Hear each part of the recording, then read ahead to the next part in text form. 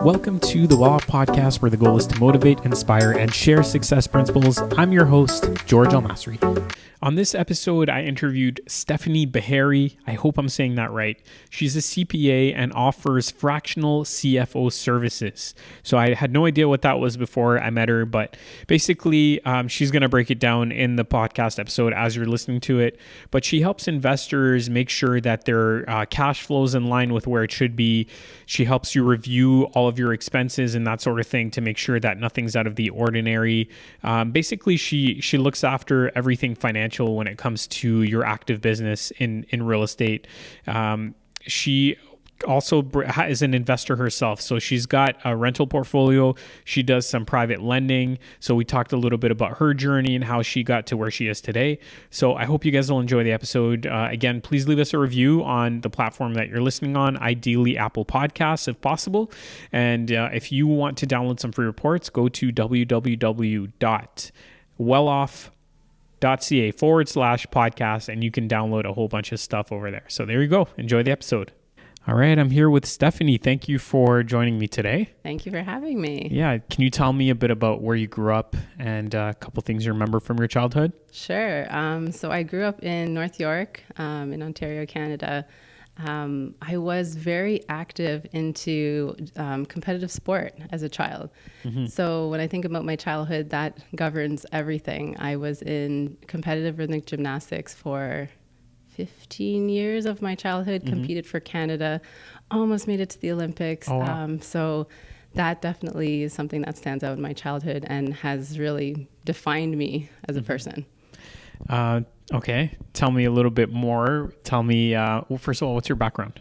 Like your cultural background? Cultural background. My parents are from Guyana. Yeah. First generation immigrants for them. So I'm, first generation Canadian. Mm-hmm. I do get mistaken quite a lot for being Brazilian because I do have Brazilian in me as well. Yeah. But yes, that's where they're from. Okay. Gymnastics can be, I'm pretty sure, because you mentioned that you were on Gary Hibbert's podcast, right? I'm pretty sure I saw him post something about you being almost an Olympian or something like that really? recently. Yeah. I must have missed that. I have to go check. Yeah. Okay. So tell me about what you're doing. You started a company, I guess, a little while ago. So tell me a little bit about that. Sure. Yeah. So I took the big leap out of my corporate finance job earlier this year. I was coming off of my second maternity leave, and I knew, honestly, after returning to work from my first maternity leave, that I was fully changed as a person. Motherhood changed me. The pandemic changed me. And the freedom of being off on maternity leave changed me. I really wanted a more flexible life. I wanted to be more connected to my purpose. I had kids watching me now, and I was the person they were going to be looking up to. And I wanted to show them that, you create your life around your passion and your purpose. And that's where, that's the work you should be doing. And I didn't feel connected to my corporate finance job anymore. So I knew I had to make that change, and I had to dig deep and find what that purpose was. Ultimately came down to two things. Real estate. Real estate has always been a passion of mine since I was a teenager. Got involved in it shortly after getting married and kind of made purposeful purchases to supplement our life. And the other thing was the fact that I'm really into finance. So I am a CPA. I worked in corporate finance, but ultimately I just have a deep down passion for finance. And so I figured, why not bring those two things together? Real estate, in the real estate investing industry, I noticed that finance was not the thing that investors enjoyed at all. So I thought, why not bridge that gap and help investors manage their wealth? Because it's important. You're building that wealth for the future. And if it's not managed properly, then I was hard for me to watch that happen. Yeah. So throughout that, you mentioned that you had an interest in real estate when you were a teenager, yes, and then you got involved in owning real estate after you got married. Can you tell us a little bit about your portfolio and how you got into it? Sure. Yeah. I wish I got into it sooner. I feel like all investors say that exact thing. I didn't have the guts. I had parents that were first generation in this country. They wanted to play it safe. They wanted you to get that good job and just, work the 9 to 5 and do what you were supposed to do. And so it was very risky to talk about, buying real estate, especially on your own as a woman. So, I waited and I stayed on the sidelines and I did my research and I did, some coaching programs as well. But ultimately, once I got engaged to my now husband, we had planned and got a pre-development. It was a single family home, and already right away, once we took possession of it, I realized, wow, look at the wealth that we're already building. Because by the time we had taken possession, it had gone up a lot. Mm-hmm. And I was like, well, this is my opportunity to get this ball rolling. So we ultimately ended up flipping it. We did some high value upgrades and we flipped it almost immediately after taking ownership. And that was our first taste of, being a real estate investor. We then rolled that into a next property where we purposely bought a property that had a secondary unit option. And so we completed a basement and started renting that out and, officially became landlords. And all along the way, we did this to supplement our lives. We know we wanted that bigger home. We got that bigger home. We knew that we were going to have kids and we needed payments for daycare. So we said, okay, we'll have our tenants pay for our daycare. Mm-hmm. And then the next move we made was an acreage property out in Caledon. We purposely wanted to buy that property with my parents. And so it was a plan to just, bring all our assets sort of together. And also do a form of house hacking because we knew that buying that property was probably a little bit out of reach for us. But if we had somebody, live in the bottom part, it's a bungalow with 2 units. If we had somebody live in the basement, everything is 50-50. And so we were into house hacking then. So then after that, we then went down the multifamily route. We got some multifamily properties and we did some BRRRR projects. And then once I started having kids, then I kind of took a step back and did a lot more on the private lending side and like GPLP type arrangements. Mm-hmm. So I'm a little bit all over the place. I'm not your traditional investor, but we did things that made sense for us in that moment. And I think that's ultimately the best. It has been the best decision for us because it has always aligned with our goals. Mm-hmm. Were you part of any coaching groups or any investment groups locally here in Ontario? Yeah, so I did start off with Keyspire. I met a lot of investors that started off around the same time as me as well. And so I did get that kickstart from Keyspire, and it definitely opened my eyes up to all the various opportunities. And so that's why I feel like I was able to really pick and choose the ones that made sense for us. I didn't do the rinse and repeat where I just found a strategy and just kept going. And so, if I didn't have that, it would be hard to know what was available to me and what, options and investments were out there. Yeah. And your private lending, what's that? Are you still doing that? And I am still doing it. What's been your experience so far with it? So, knock on wood, I almost don't even want to say it out loud, but so far, the investors that we have invested in are holding solid, and I'm super grateful for that because I know a ton of people out there are not in that same position. Being a finance person, I did question a lot of things before I went into the deals. I would like to think that was beneficial, but I know a lot of it is just also there's a proponent of luck, right? Mm-hmm. And so far so good. We are still getting our payments. Of course, the final payback has been delayed, and we expected that. We were getting consistent updates from our investor, which I very much appreciated, and so we knew that was going to happen, but. Is your investor in Ontario, or are you loaning money out to other provinces, other areas? Yeah, so right now we have one in Ontario. The investor is in Ontario, but they are investing out east. Mm-hmm. And then the other one that we have out is out on the West Coast side. Okay. So again, I try to diversify. I don't like to put my eggs in one basket. So, I try to spread my money as far as I can, because obviously if something goes wrong, at least your entire portfolio is not going down with it. And do you still attend Keyspire events and are still kind of connected to that community? Online, yes. But I have also started, experimenting with different groups, going into different events. And I think obviously the education and the opportunities are, very wide now in terms of what's available.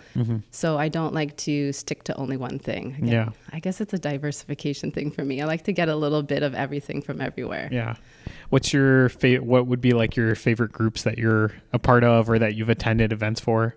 Well, that's a really good question. And I don't even want to call out specific ones because they're all good for their own specific thing.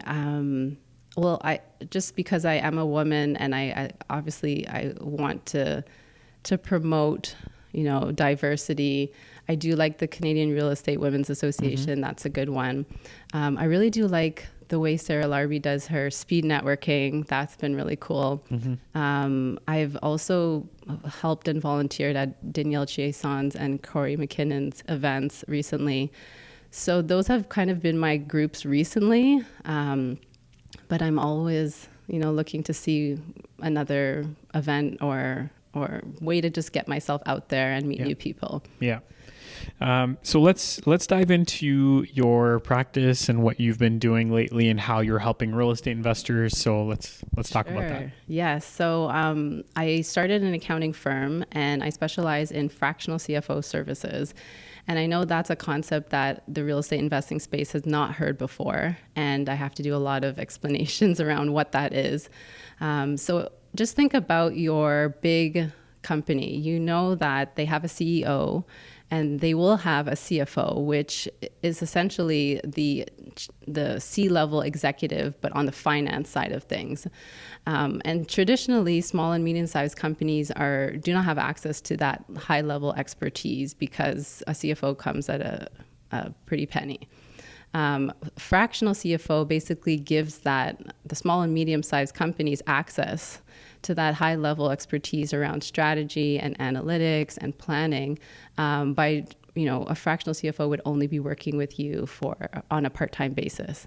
And so that's what I bring to the real estate investing space. I've taken my over 10 years of experience as a CPA, working in financial planning and analytics, and I've brought that together with my real estate investing experience, and I've formed a company just out of that.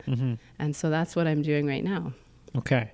And let's say you're somebody investing in Ontario, you have, 5 properties or something like that. Yes. Is that a time when you should be looking for a fractional CFO, and what would you do for that person? So the 5 property is kind of like a borderline. A little too small. They might be a little bit too small. Of course, there's definite value in having your accounting in order. At the 5 property point, you probably are starting to grow out of doing your finances on your own in a spreadsheet. You probably are starting to think about engaging a bookkeeper at very least. And so I definitely suggest that. I do also provide bookkeeping as part of my accounting firm. But then once you start leveling up and getting closer to I would say, kind of $500,000 in annual revenue is really where CFO is starting to come into play. $500,000 in annual revenue across all your properties. Yes. So I don't even know what that would look like. It depends on the types of properties, right? Yeah. It depends on the portfolios. It depends if it's like a short-term investor versus, a commercial investor, residential. And then even, so it really, and then even if they have an active side of their business, that also plays into things like if they're also a real estate agent or a broker or, property manager, whatever Just else. Doing quick math in my head, that would probably be somewhere between like 15 to 20 properties to get to about $500,000 in gross. It depends. If you're only properties and you have no active side, but if there's some combination, I find usually kind of at the 500,000 mark is really when people are needing it and starting to realize that there's a gap in their finance component and they need that additional support. It's also a time thing, right? Yeah. So for those who really want to be hands off with their finances, they might engage with a CFO earlier. So what would be like just a very basic for breaking it down to a very basic level, what would you do for that person? So ultimately, it depends again on their portfolio. What I do is a discovery call just to identify the main areas that they need support in, also to identify their main pain points and how can I help to address those. But I would say the main themes are definitely cash flow management, especially right now. Financial analytics, which is just looking at how your company is doing and identifying the areas that are doing really well versus the areas that aren't doing so well, helping you actually break down those numbers to understand what's going on. And then forecasting and budgeting. So forecasting would be looking, at least like 3 months out, and getting ahead of your finances before they actually occur. So you can, pivot or potentially make changes before you're in, an issue. And then budgeting, looking a full year ahead, making plans around your goals and your aspirations and where you're hoping to go, and getting your finances behind all of that in order to actually hit those goals. Especially if you're doing big projects, renovation projects, or you're launching or growing really fast, a budget is super helpful in that issue, in that stance too. Yeah. What are some of the common things that you're sharing with people to help them? Like you mentioned, there is one of the common things you're hearing about now is a cash flow problem or whatnot. But yes. What are some of the solutions that you're sharing with people? So definitely it's consistency, making sure that you're actually checking in with your finances every single month at very least. I know a lot of people find that hard to do, and it's so essential because every single month with my clients, I find errors, I find issues, and I find things that need to be addressed. And so if you're not connected with your finances every single month, you're missing a whole lot. It's not enough to do it at the end of the year. Around tax time and just kind of let it flow all through the year. So that's definitely something that I notice. And also just, questioning things. If something looks wrong, like chase it down, call people, ask questions. I feel like that's where we're missing a lot of money. Can you give us some examples of, some of the things you've just mentioned? So, just the other day, we went through my clients' subscriptions, and there were, I would think, thousands of dollars of subscriptions that she kind of stopped using, or didn't realize they were still, she had the contract still there. And so, you can see when you review on a monthly basis, what looks off, what looks too high, what looks too low, and even stuff that looks too low, you think, woohoo, I saved some money. But why is it low, right? Did you actually expect additional expenses there? And are they going to hit us later and surprise us when we don't have money, right? And so going through and questioning all of those things, if you're not doing it, somebody should be. And so, subscriptions, even, utilities, sometimes you see those spike up and you have to question and understand why. Is it a setup fee? Is it actual usage going up? Like, what is driving it? What's the underlying cause? A big one that I've noticed would be insurance. Okay. Yes. Yeah, I might see an insurance policy. I'll get a renewal. Sometimes you get 1,000 emails and you don't want to review everything, yes. But I'll look through my renewal and it's 50% higher than it was last year. Exactly. It's a huge increase for no reason, right? Yes. At least in my mind. Not on top of it, then what, right? Then it comes up and surprises you. And if you don't have the cash flow there, then what? Now you have to scramble and try and cover it, right? Yeah. And that's a good point with the insurance. One thing that I always do suggest and what I find super helpful is trying to flatline your cash flow as much as possible, smooth it out over the year so you don't have those large fluctuations in, 1 month you're making a whole bunch of money and then the next month you need to fund the account. So things like insurance, if you're on an annual plan, maybe a monthly plan makes more sense. Right? I always do that, but they always charge me for that. There's a financing fee. Yes. Usually it's 8 to 10% or something to spread it out. But I don't care because I don't want to be in that position where I'm feeling all good and then all of a sudden I have to put a couple $1,000s for an insurance policy. Yeah, it's a mental thing. Finance comes down, a lot of it comes down to a mental thing. If you want to do the annual plan, there's no problem with it, but you got to plan in advance, right? You need to then be setting aside every single month. You could set aside, take that plan, divide it by 12, set it aside every single month into like a reserve savings account so that when it comes up, okay, you have all the money to pay for it. No problem, right?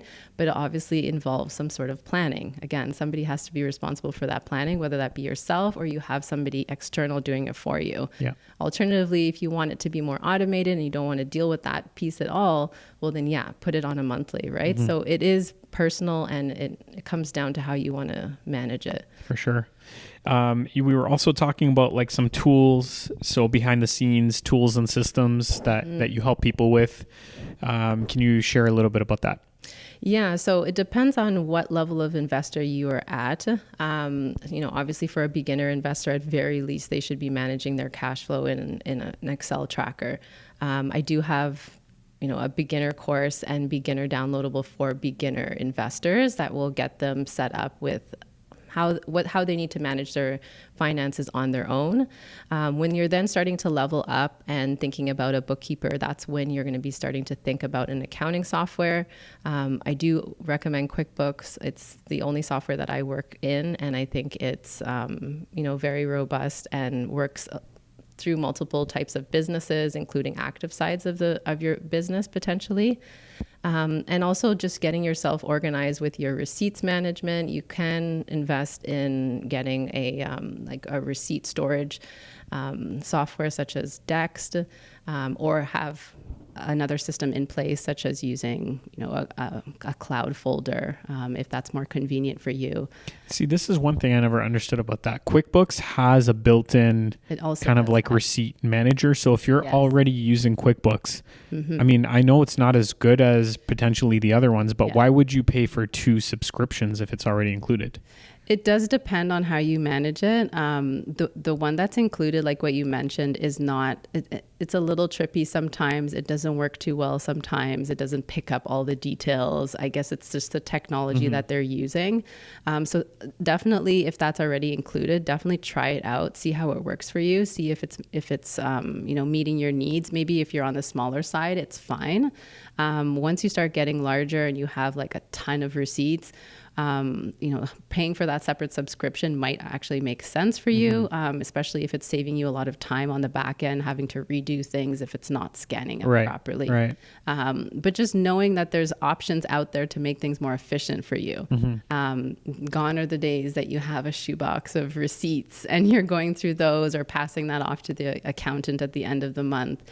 And so that's what I talk about in terms of like getting your tools and systems in place. And then ultimately, when you start to work with a fractional CFO, I would then use an analytics software.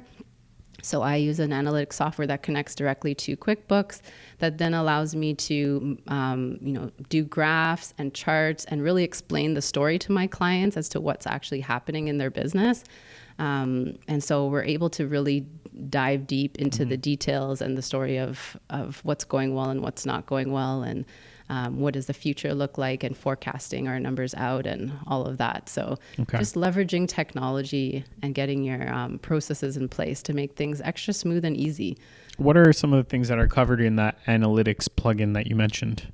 So it would be reports, it would be doing graphs, and everything is customizable. Is it like profit and loss review sort of put into graph format? Yes. So you can take different pieces of your profit and loss and identify like different areas you want to highlight. You can do trending over time. You can do variance analysis, like this month over last month, this year over last year. You can split things up into like pie charts to see like of all the expenses, which expense is the largest this month versus smallest. And then there's forecasting and budgeting. So you can actually load in a budget and then track to that budget all throughout the year, actuals versus budget. And then your forecast, which is a little bit more live, you may be inputting, live forecasts in there and then looking to see how that impacts your financials in the months to come. Are most of your clients people who are I guess they would have like an active business, and then maybe they would have also an active business component to their real estate investing. Is it sort of like that, would you say? Or So it depends on where that client is at. So I try. So my mission in all of this is I am trying to make this education and this service available to, I want to say, all levels of investors. I know I'm not going to get everyone. So in terms of the beginner level investors, I have my downloadables and I have, freebies on my website, and, I'm trying to get them set up because as they scale, I think it's best to have these tools and systems in place and the awareness of how they should be managing it from the beginning. Then when investors are then ready to start with bookkeeping, my firm does help with bookkeeping. And so I might engage with investors just solely on the bookkeeping side, with a little bit of, fractional CFO sprinkled in there, because I think at the end of the day, you need to actually understand the numbers you're getting and not just get a piece of paper and have no clue what it says. And then for the larger clients that I work with on a very regular basis with the fractional CFO component, yeah, a lot of them do have the active sides of their business as well. They have one or multiple holding companies where they hold their real estate, and then they have active businesses as well, whether that be coaching, agents, brokers, anything really in the real estate investing space. Yep. And so that's been the trend so far. Got it. Looking forward for yourself, where do you think you're going to take this, and what do the next 5 to 10 years look like for you? Yeah, very interesting question. I would say for my business, I'm definitely looking to just reach more investors. I am active both in Canada and the US. On the US side, they actually know fractional CFOs already. So I've been working very hard on the Canadians over here because I feel like this is an area that we're a little bit behind. So I definitely want to see more Canadians take advantage of a service like this. And so that's where I'm hoping to take this business. I also do have my eye on other business opportunities, just helping real estate investors build the business side of their business. And so I am actually working behind the scenes with a couple other support, I don't know what to call them, but they're basically like in industry professionals that are doing something similar to me, like how I'm a fractional CFO. They are fractional either operations, fractional HR, fractional marketers that want to bring their services to real estate investors as well. And so we are working behind the scenes on potentially an offer or a platform to help real estate investors build the business side of their business. So I have that on my horizon. And so that's my business side. On the investing side of things, I think the next sort of lifestyle investment I would like to make is a international property, one or multiple would be awesome. Just so that, me and my family, we have something to travel to. We can also, make some money there. And so that to me is on the horizon. I've been looking and researching there and trying to figure out my next steps. And then on the family side of things, I have 2 young kids. How old are your kids? So 5 and 2. Okay. So they're very little and small, and so I still really want to be present with them. That's one of the main reasons why I left my corporate career. I was just spending a lot of time just working really long hours, and that's not something I wanted for my family. So just trying to do all of this while still maintaining my flexibility and just being present for them. And so, I have some aspirations about, traveling more with them, working more abroad, and just living a flexible life. That's what I wanted. Yeah, that's great. Yeah. 5 and 2. I think we have kind of similar goals as a family. For us, Nice. we'd like to be able to go, have a vacation home in Europe and be able to travel and do all these things. So Nice. I think it's definitely nice to be able to work towards something like that, not just numbers, right? Yes, exactly. It's the lifestyle behind that you're building, right? Yeah, exactly. Yeah. And we've covered, kind of the general overview of what you do and the services you're offering and that sort of thing. Do you feel like there's anything else we may have missed or anything you want to touch on? Not really. I would just say to real estate investors, just be a little bit more open to building the business side of your business, because I think that we focus a whole lot on the acquisition and, the strategies around rinsing and repeating and going and buying more and doing all of that. But then behind it all, you have a business to run and you need to get those support systems in place. And so that's the piece that I want to kind of drive home, is that we need to be focusing a little bit more on the actual management and longevity of these assets and your business. 100%. Yeah. I appreciate you sharing all that. No problem. Do you want to let people know how they can reach you? And Sure. I mean, it's pretty obvious, but just a recap of the services that you're offering. Sure. Yeah. So I can be reached. My website is www.reifinance.ca and my Instagram is at reifinance.ca as well. I'm most active there. I also do have a LinkedIn page, Real Estate Investing Finance. I'm going to be more active there. That's my intentions. I'm starting next month. So, definitely reach out and connect with me, join my email list. I like to send out, free tips and tricks. And if you're looking for finance support, I'm happy to help, whether you're a beginner real estate investor or, mid-size or leveling up or growing very fast. All of those things I'm able to help with. And so, reach out, let's have a discussion and take it from there. Awesome. Stefanie, thank you so much for joining me today. And I look forward to staying in touch. Thanks for listening to this episode. Your support is truly appreciated. And if you can share this with a friend or family member that might benefit from the information, remember, our goal is to motivate and inspire others to take action and to build wealth and to become well off. Enjoy the rest of your day.